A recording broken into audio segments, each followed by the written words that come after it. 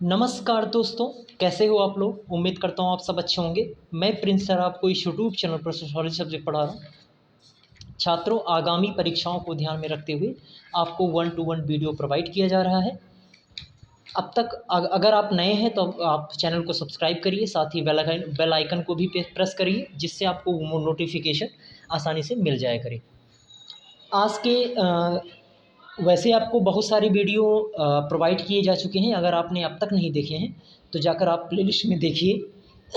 इससे ज़रूरी एक महत्वपूर्ण इन्फॉर्मेशन है कि आप मेरा फ्री टेलीग्राम चैनल है सोशोलॉजी वर्ड के नाम से।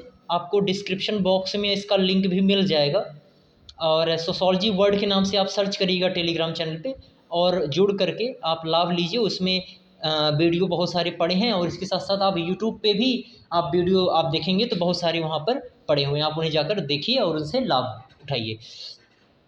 ये जो हमारा सेशन चल रहा है, ये सेशन आगामी परीक्षा यूपीएचएससी, पीजीटी और साथ ही नेट जेआरएफ का जो एग्ज़ाम है उससे संबंधित है। और आज जो सेशन इस सेशन का जो भी वीडियो आपको प्रोवाइड किया जा रहा है, उसी के बीच का एक वीडियो आज मैं आपके सामने उपस्थित हुआ हूँ लेकर। और इसका एक पार्ट ऑलरेडी बन चुका है विकास का समाजशास्त्र से, और इसका सेकंड पार्ट आज आज ये मैं देने जा रहा हूँ आपको। और इसमें हम थियरी ऑफ डेवलपमेंट के बारे में पढ़ेंगे। विभिन्न प्रकार की जो भी विकास संबंधी या विकास के समाजशास्त्र से संबंधित जो सिद्धांत हैं उनको हम पढ़ेंगे। और उन सिद्धांतों में ऑलरेडी मैं चर्चा कर चुका है। 3 प्रकार की जो सिद्धांत है जो आपके एग्जाम के पॉइंट ऑफ व्यू से महत्वपूर्ण है, उनके बारे में चर्चा करेंगे।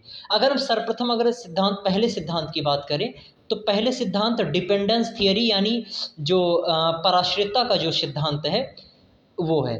पराश्रितता का सिद्धांत या डिपेंडेंस थियरी क्या कहता है कि उपनिवेशवाद को समझाने का प्रयास करता है। उपनिवेशवाद है क्या? एक्चुअली जब कोई विकसित देश या कोई विकसित देश किसी विकासशील देश पर अपना आधिपत्य स्थापित करता है, अपना डोमिनेंस स्थापित करता है, वो चाहे आर्थिक मामले में हो, चाहे राजनीतिक मामले में हो, तो उसे साम्राज्यवाद कहा जाता है। और साम्राज्यवाद के बाद एक न्यू साम्राज्यवाद, ये न्यू कॉलोनियलिज्म आया, और उसमें सांस्कृतिक आधार पर आधिपत्यता स्थापित करने का कार्य किया जाता है, तो न्यू साम्राज्यवाद। तो जो पराश्रितता का सिद्धांत है या डिपेंडेंस जो थियरी है, वो न्यू जो कॉलोनियलिज्म है यानी नव साम्राज्यवाद, उसे समझाने का प्रयास करता है। यहाँ पे मैं लिख दे रहा हूँ, नियो जो कॉलोनियलिज्म है वो उसको समझाता है। ये पराश्रितता का सिद्धांत क्या है? इसमें पराश्रय जैसा कि शब्द से ही ये प्रतीत हो रहा है कि पराश्रय यानी आश्रित। जब कोई विकासशील देश किसी विकसित देश पर आश्रित होता है और वो आश्रित अपनी आवश्यकताओं को लेकर होता है, तो उसे पराश्रय कहा जाता है। और इसी को समझाया सर्वप्रथम अगर बात करें तो पराश्रितता के सिद्धांत का जो जनक कहा जाता है वो पी बरा महोदय को माना जाता है। जबकि पराश्रितता के सिद्धांत को एक विकसित या व्यवस्थित सिस्टमैटिक फॉर्म में प्रस्तुत करने का कार्य किया किसने? एजी फ्रैंक महोदय ने किया।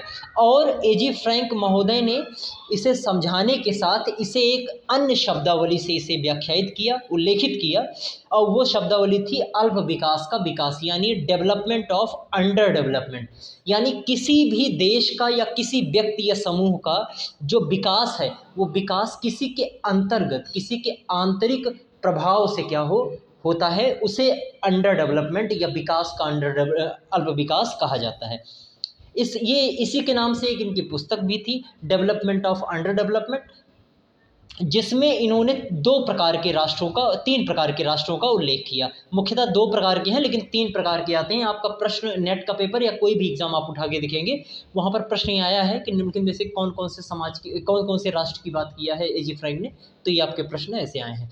तो यहाँ पर सेंटर नेशन जो विकसित देश है, दूसरा पेरीफेरी यानी विकासशील देश, और तीसरा है सेमी पेरीफेरी। यहाँ पे मैं लिख दे रहा हूँ, ये भी ध्यान रखिएगा। 3 यहाँ पर सेंटर नेशन हैं, तो लेकिन मुख्य रूप से 2 ही के आधार पर समझाने का प्रयास करते हैं।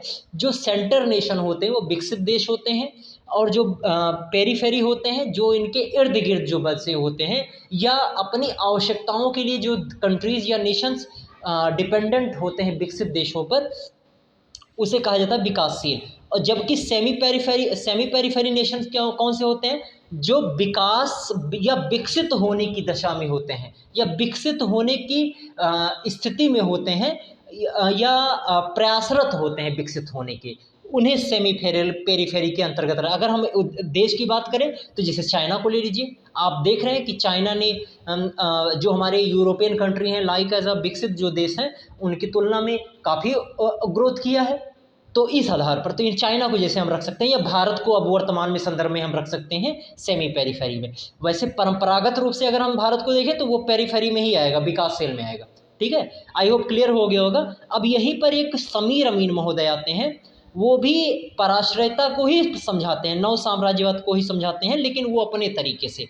उन्होंने पुस्तक लिखी एक महत्वपूर्ण, the accumulation of the word scale, और जिसमें इन्होंने दो प्रकार के राष्ट्र की बात की, विकसित राष्ट्र और विकासशील राष्ट्र। इससे कंफ्यूज होने की कोई जरूरत नहीं है, सेम भावनाएं हैं, जो ऊपर विचार है उसी विचार के आधार पर इन्होंने प्रस्तुत किया। आगे हम दूसरे सिद्धांत की बात कर लेते हैं, बहुत महत्वपूर्ण आपके एग्जाम के पॉइंट ऑफ व्यू से है विश्व व्यवस्था का सिद्धांत। कई बार आपके प्रश्न में आया भी है, विश्व व्यवस्था सिद्धांत से कौन जुड़े हैं, ऐसे भी प्रश्न आपके आए हुए हैं। अगर हम विश्व व्यवस्था सिद्धांत की बात करें तो वैश्विक आधार पर जो संबंधों की जो व्यवस्था है, विभिन्न प्रकार के देशों के संबंधों पर आधारित जो व्यवस्था है, उसे विश्व व्यवस्था कहा जाता है। और इसे समझाने के लिए या उल्लेखित करने के लिए सिद्धांत प्रस्तुत किया गया, और उस सिद्धांत के जो जनक थे वो वॉलरस्टिन थे, जिन्होंने हिस्टोरिकल कैपिटलिज्म नामक पुस्तक में इसे प्रस्तुत किया, इसको उल्लेखित किया, और ये बताया कि जो विश्व व्यवस्था है वो किस प्रकार से एक विश्व व्यवस्था का किस प्रकार से निर्माण होता है या निर्माण के क्या कारण है। तो इन्होंने बताया कि जो विश्व रूपी जो वैश्विक व्यवस्था है या वैश्विक जो संबंध है और संबंधों से बनने वाली जो एक व्यवस्था है, जो बड़ी व्यवस्था है, इस व्यवस्था के लिए जिम्मेदार क्या है? पूंजीवाद।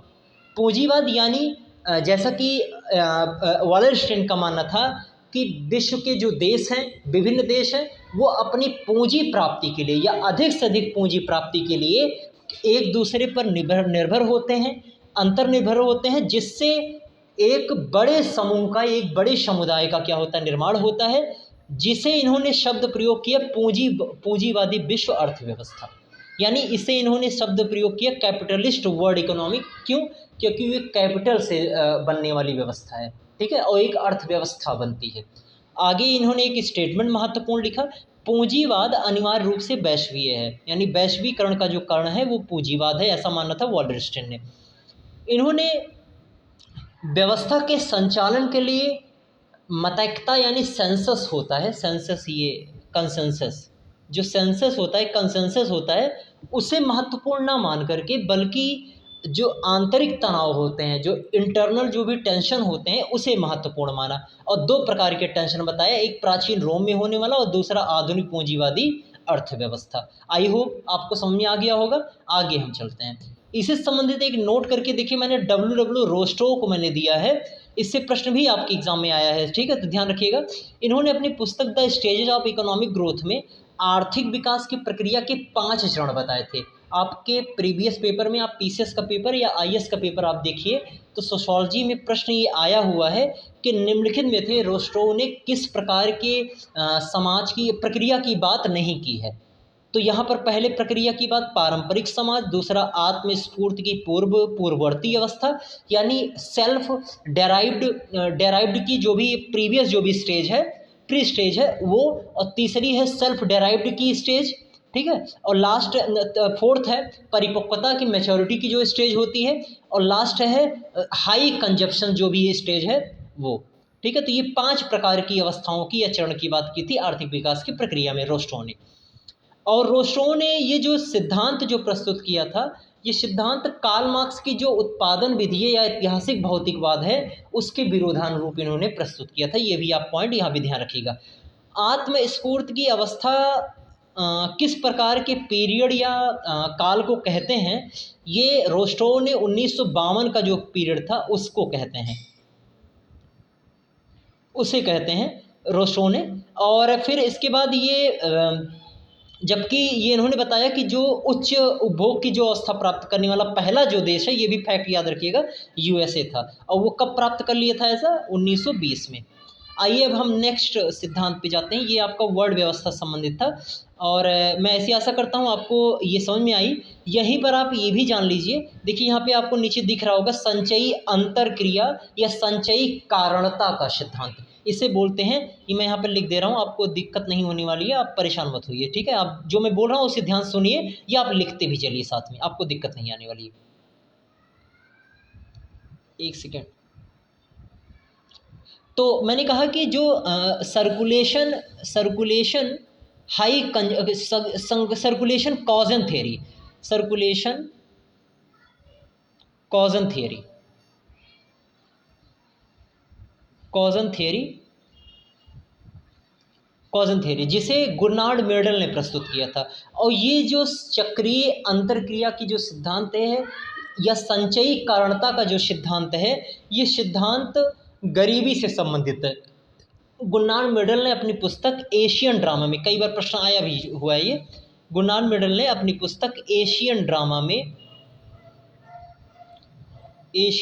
में इसे प्रस्तुत किया और कहा कि जो गरीबी है, गरीबी का कारण है और ख़ास करके अल्प विकसित देशों में, यानी गरीबी गरीबी को उत्पन्न करता है। ऐसा स्टेटमेंट अगर आपसे आता है तो आप किसका है? गुर्नार्ड मेडल, ठीक है। मैं यहाँ पे बोल भी दे रहा हूँ और लिख भी दे रहा हूँ, गुर्नार्ड मेडल, ठीक। ये चीज़ मैं ऐसी आशा करता हूँ आपको वीडियो अच्छा लगा होगा, और वीडियो अच्छा लगा तो प्लीज़ लाइक करें, शेयर करें, और जो भी नए हैं सब्सक्राइब करें और बेल आइकन को भी प्रेस कर दीजिए जिससे आपको नोटिफिकेशन मिल जाए।